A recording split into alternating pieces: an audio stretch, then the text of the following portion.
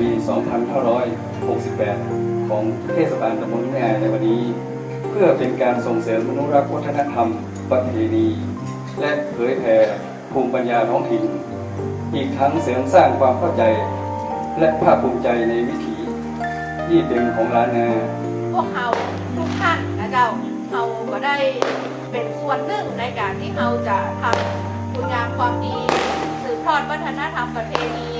ทำกิจกรรมต่างๆเพื่อสืบทอดไปถึงลูกหลานของเราเพื่อได้เห็นวัฒนธรรมอันแท้จริงนะเจ้าได้เวลาอันเป็นมงคลแล้วก็ขอเปิดงานประเพณียี่เป็งเทศบาลตำบลแม่อายประจำปี 2568 หน้าบัดนี้ขอบคุณเจ้า